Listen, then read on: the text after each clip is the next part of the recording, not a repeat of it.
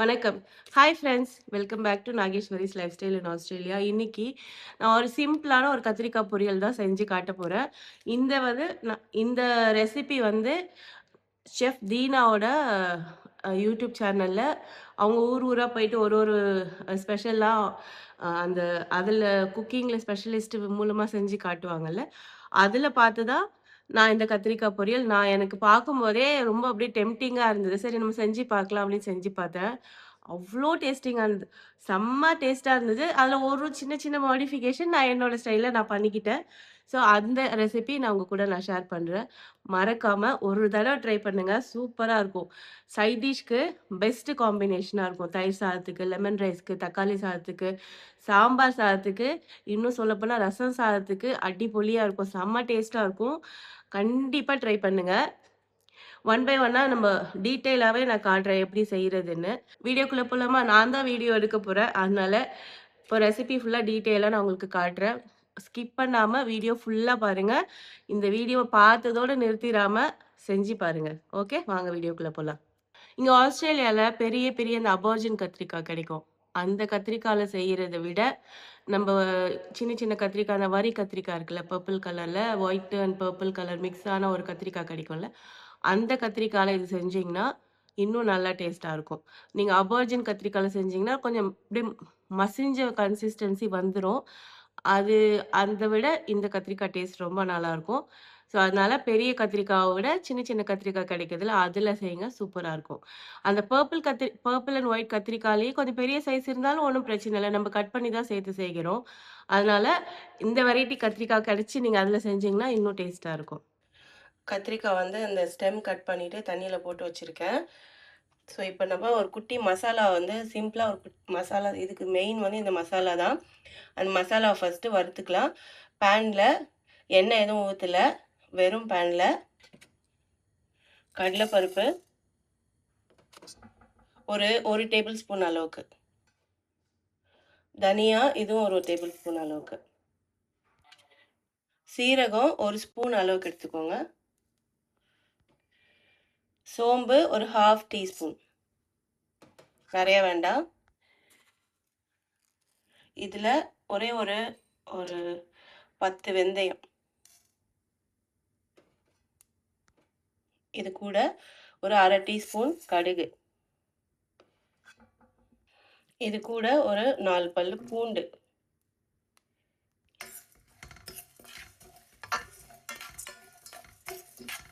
இது எல்லாத்தையும் நல்லா ட்ரை ரோஸ்ட் பண்ணி எடுத்துக்கோங்க. கருக விட்டுறாதீங்க.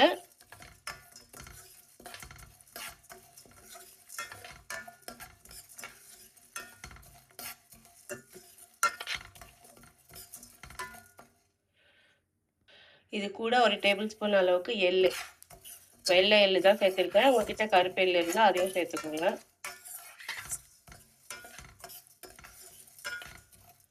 அப்புறம் இது கூட வந்து வேர்க்கடலை ஒரு டேபிள் ஸ்பூன் அளவுக்கு சேர்க்கணும். என்கிட்ட வறுத்தது இருக்குது. அதனால நான் இப்ப சேர்க்கல. உங்ககிட்ட பச்சை வேர்க்கடலை இருந்துச்சுன்னா முன்னாடியே சேர்த்துக்கோங்க.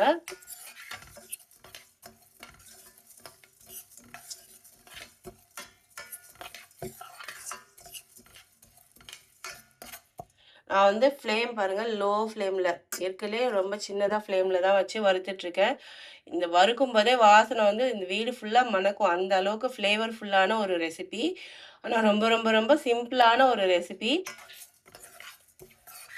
டேஸ்ட் அடி தூளா இருக்கும். கண்டிப்பா ட்ரை பண்ணுங்க. நான் செய்யற ரெசிபி எப்பவுமே சிம்பிளா தான் இருக்கும். ஆனா டேஸ்ட் அல்டிமேட்டா இருக்கும்.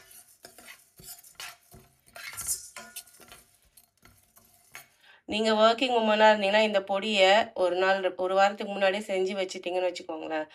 நீங்க இப்ப நாளைக்கு செய்ய போறீங்கன்னா, இன்னைக்கு ஃப்ரீ டைம் இருந்துச்சுன்னா, இன்னைக்கே செஞ்சுட்டு, இந்த பொடிய மட்டும் யூஸ் பண்ணி கத்திரிக்காய் செய்ய போறோம். செம்ம டேஸ்ட்டா இருக்கும். டைமும் சேவ் ஆகும் உங்களுக்கு.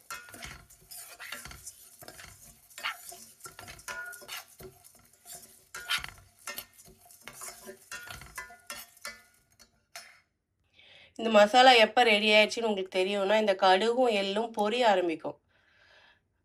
இந்த டப் டப்புன்னு சவுண்ட் வரும். அப்பவே வந்து உங்களுக்கு இந்த நல்லா வறுத்துருச்சுன்னு அர்த்தம். கடலை பருப்பும் இந்த கலர் மாறும். பாருங்க.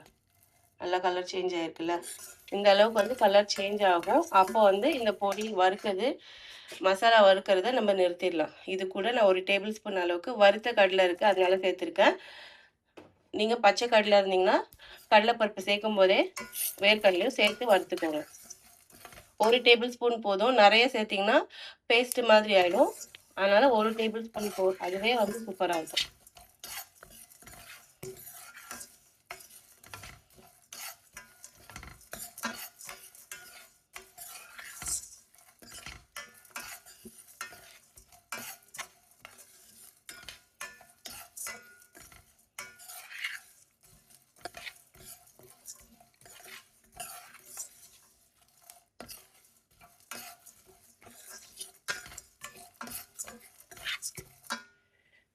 அவ்வளோதான். இதை வந்து தனியாக ஒரு மிக்ஸி ஜாரில் வச்சுட்டு ஆற வச்சுட்டு மிக்ஸி ஜாரில் அரைக்கும்போது காட்டுறேன். இங்கே வந்து மசாலா வறுத்தது ஆறிக்கிட்டு இருக்கு. இது ஆறட்டும். அதுக்குள்ளே நம்ம கத்திரிக்காவை ரோஸ்ட் பண்ணலாம். இதுக்கு நான் வந்து நல்லெண்ணெய் எடுத்திருக்கேன். நீங்கள் நல்லெண்ணெய் இல்லைன்னா கடலெண்ணெய் எது வேணாலும் எடுக்கலாம். நான் வந்து இன்றைக்கி நல்லெண்ணெயில் தான் செய்ய போகிறேன். ஒரு 2லேருந்து 3 டேபிள் ஸ்பூன் கரெக்டாக இருக்கும். நான் இன்றைக்கி ஒரு 2 தான் சேர்த்துருக்கேன். பத்தலைன்னா கடைசியில் இன்னும் 1 டேபிள் ஸ்பூன் வேணால் சேர்த்துக்கலாம். நல்லெண்ணெய். எண்ணெய் சூடான உடனே கொஞ்சமாக கடுகு, உளுத்தம் பருப்பு, இதுக்கு கொஞ்சம் எக்ஸ்ட்ரா உளுந்து சேர்த்துக்கோங்க. ஒரு ஸ்பூன் அளவுக்கு.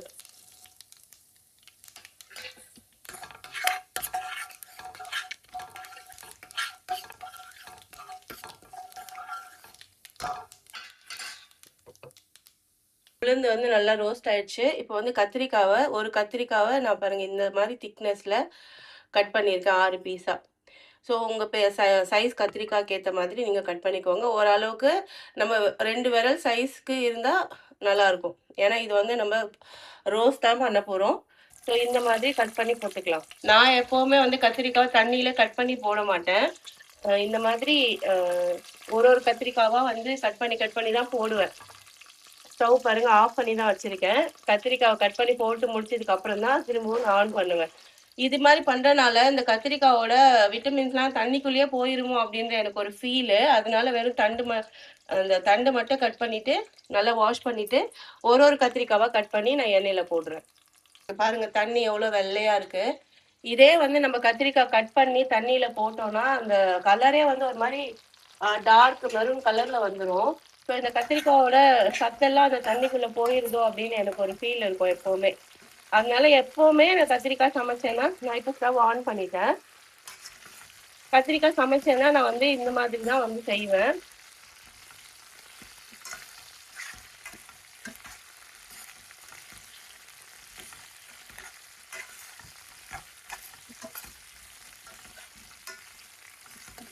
இந்த எண்ணெயிலேயே கத்திரிக்காய் கொஞ்சம் நல்லா வதங்கி வரணும். ஸோ அதுக்காக கொஞ்சமாக உப்பு சேர்த்துக்கலாம். கல் உப்பு சேர்த்துருக்கேன்.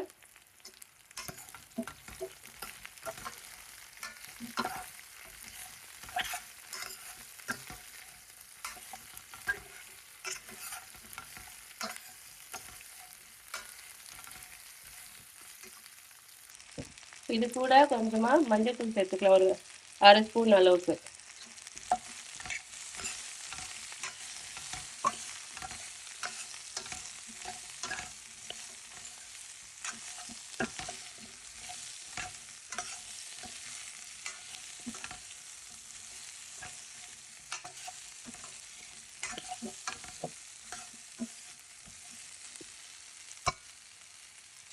இது மூடி வச்சு ஒரு எவ்ரி 2 மினிட்ஸ் வந்து மிக்ஸ் பண்ணி கொடுத்துட்டே இருக்கலாம்.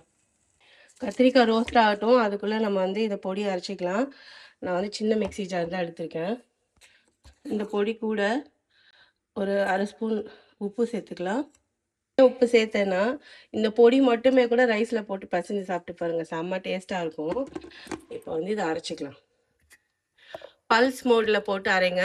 ரொம்ப வந்து பல்ஸ் மோடில் சும்மா ஒரு திருப்பு தான் திருப்பினா பாருங்கள், இப்படி அரைஞ்சிருச்சு. இன்னும் 2 திருப்பி திருப்பிட்டு எடுத்துடலாம்.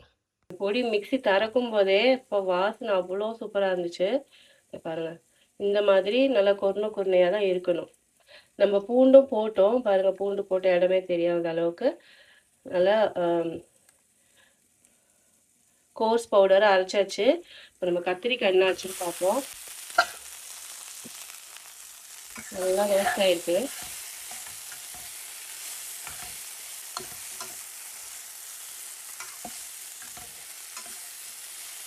இப்போ இதுல மிளகாத்தூள் சேர்த்துக்கலாம்.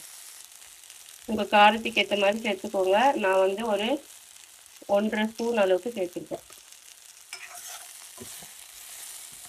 இது வந்து 3/4 கிலோ கத்திரிக்காய், அதுக்கு இவ்வளோ காரம் போதும். மிளகாத்தூள் போட்டு இதுவுமே ஒரு 2-3 மினிட்ஸ் அப்படியே ரோஸ்ட் ஆகணும். எனக்கு வந்து இன்னும் ஒரு ஸ்பூன் எண்ணெய் ஊற்றினா பெட்டராக இருக்கும்னு தோணுது. அதனால நான் கொஞ்சமாக எக்ஸ்ட்ரா எண்ணெய் ஊற்றிக்கிறேன். நீங்கள் வேணான்னா ஸ்கிப் பண்ணிக்கலாம். இந்த டிஷ்ஷுக்கு வந்து கொஞ்சம் எக்ஸ்ட்ரா எண்ணெய் இருந்தால் நல்லா டேஸ்ட்டாக இருக்கும்.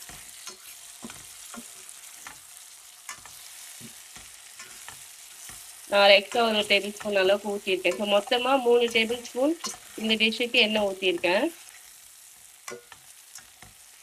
நம்ம தண்ணியே ஊற்ற போகிறது இல்லை, வெறும் இந்த எண்ணெயில தான் இந்த கத்திரிக்காய் வந்து ரோஸ்ட் ஆகணும்.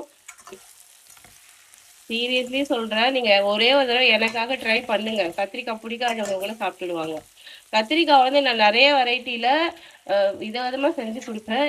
எல்லாருமே வந்து ரொம்ப விரும்பி சாப்பிடுவாங்க.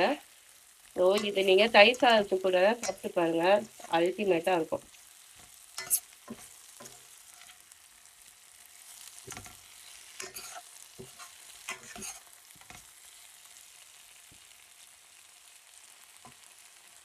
இதையும் ஒரு 1 மினிட் மூடி வச்சிடலாம். இந்த மிளகாத்தூளோட வாசம் எல்லாம் போய் நல்லா ரோஸ்ட் ஒரு டெக்ஸ்சர் வந்துடும்.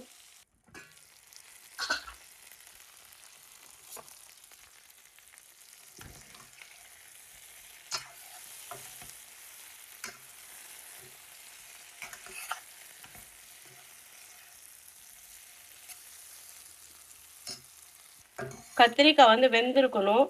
மாதிரி கட்டியாக இருந்துச்சுன்னா நல்லா இருக்காதுங்க. பாருங்க எவ்வளோ சாஃப்டாக வந்திருக்கு. இந்த அளவுக்கு சாஃப்டாக வேகணும். சரியாக வேகலைன்னா அப்புறம் ஒன்றும் அது கடிச்சு கடிச்சு சாப்பிட்ற மாதிரி இருக்கக்கூடாது. நல்லா சாஃப்டாக இருக்கணும். அதே மாதிரி உடையவும் கூடாதுங்க. பாருங்கள் நல்லா வெந்திருக்கு. இந்த மாதிரி வெந்திருக்கணும். So almost ready. இப்போ நம்ம அரைச்சி வச்ச பொடியை சேர்த்துக்கலாம். எவ்வளோ வேணுமோ அவ்வளோ சேர்த்துக்கோங்க. நான் வந்து முதல்ல ஒரு 2 டேபிள் ஸ்பூன் அளவுக்கு சேர்த்துட்டு இது வந்து போதுமா பார்த்துட்டு அதுக்கப்புறம் நம்ம இன்னும் வேணும்னா சேர்த்துக்கலாம். நான் சொன்ன மாதிரி அந்த பொடியை சும்மா ரைஸில் கூட செஞ்சு சாப்பிட்டு பாருங்க. கொஞ்சம் மிளகாத்தூள் சேர்த்துக்கணும்.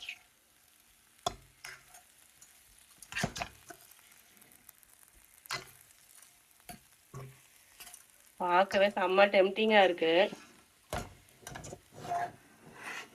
கடாயை மேலே வந்து விழுந்துடும் போல இருக்கு. நானே வீடியோ எடுத்துக்கிட்டே சமைக்கிறேனா.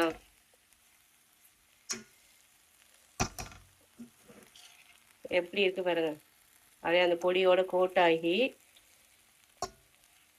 இந்த பொடி இவ்வளோ போதும். இதுக்கு மேலே வேண்டான்னு தோணுது. அதனால கொஞ்சமாக இதை சேர்த்துக்கலாம். ஓகே போதும். இது கூட கட் பண்ணி வச்ச கொத்தமல்லி இலை,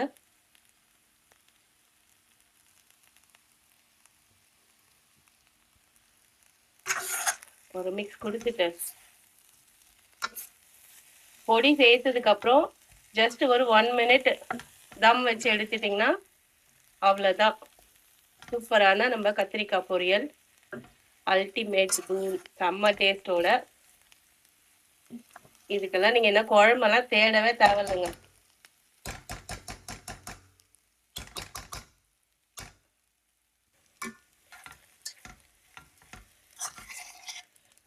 குழம்பும் தேவையில்ல, கிரேவி தேவையில்ல, எதுவும் தேவையில்ல. ஒரு தயிர், ரசம், ரைஸு, இந்த பொரியல் அவ்வளோதான். முதல்ல ரைஸ் போட்டு இந்த பொரியல் கொஞ்சம் வச்சு இதில் நல்லெண்ணெயோ நெய்யோ ஊற்றி சாப்பிடுங்க பிசைஞ்சு. அதுக்கப்புறம் அந்த ஒரு ஒரு ஒரு டேஸ்ட்டில் ஒரு விருப்பமா. அதுக்கப்புறம் கொஞ்சமாக தயிரை போட்டு மறுபடியும் இந்த கத்திரிக்காய் ஒரு ஸ்பூன் சைடில் வச்சு கத்திரிக்காய் ஒரு வாய், இந்த தயிர் சாதம் ஒரு வாய். தயிர் சாதம் பிசைஞ்சிட்டு தயிர் சாதத்துக்கு மேலே ஒரு கத்திரிக்காவை வச்சு அது ஒரு வாய். அப்படி சாப்பிடுங்க. அதுக்கப்புறம் ரசத்த மிக்ஸ் பண்ணிட்டோம்ல. ரசத்துக்கும் அதையே நம்ம மிக்ஸ் பண்ணணும். அதே ஒரு ஒரு ஒரு கரண்டி ரைஸ வச்சு, ரசத்து கூட இந்த பொரியல வச்சு சாப்பிட்டு பாருங்க. அதுக்கப்புறம் நாகேஸ்வரிக்கு தேங்க்ஸ் சொல்வீங்க. அவ்வளோ ஒரு டேஸ்டான கத்திரிக்காய் பொரியல். ட்ரை பண்ணி பாருங்க. உங்க எல்லாருக்கும் கண்டிப்பா பிடிக்கும். நான் இப்போ இதை ஒரு 1 மினிட் மட்டும் மூடி வைக்க போறேன். இந்த பொடியை தூக்கி போட்டுறாதீங்க. ஒரு பாட்டிலில் ஸ்டோர் பண்ணிட்டு இதை ரைஸ் கூட பிசைஞ்சு சாப்பிடலாம், இல்லைன்னா வேற ஏதாவது பொரியலுக்கும் நீங்க யூஸ் பண்ணிக்கலாம். நான் மீதி இருந்ததை இந்த பாட்டிலில் ஸ்டோர் பண்ணிட்டேன். இது வந்து நான் நெக்ஸ்ட் வந்து என்கிட்ட கேப்சிகம் இருக்கு. அதுல வாங்கிபாத் பண்ணேன்னு வச்சுக்கோங்களேன். வாங்கிபாத் வந்து கத்திரிக்காய் போட்டு செய்வாங்க. நான் வந்து கேப்சிகம் போட்டு இந்த பொடி யூஸ் பண்ணி செய்வேன். அதுவும் செம்ம டேஸ்டா இருக்கும். ரெசிபி வேணும்னா மறக்காம கமெண்ட் பண்ணுங்க, நான் ஷேர் பண்றேன்.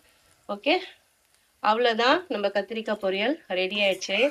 உண்மையில சொல்றேன், செம்ம டேஸ்டா இருக்கும். ட்ரை பண்ணி பார்த்துட்டு எப்படி இருந்துச்சுன்னு மறக்காம கமெண்ட் பண்ணுங்க.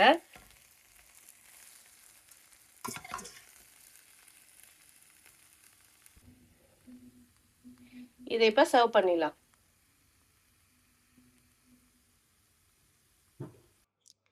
என்னங்க வீடியோ ஃபுல்லாக பார்த்தீங்களா?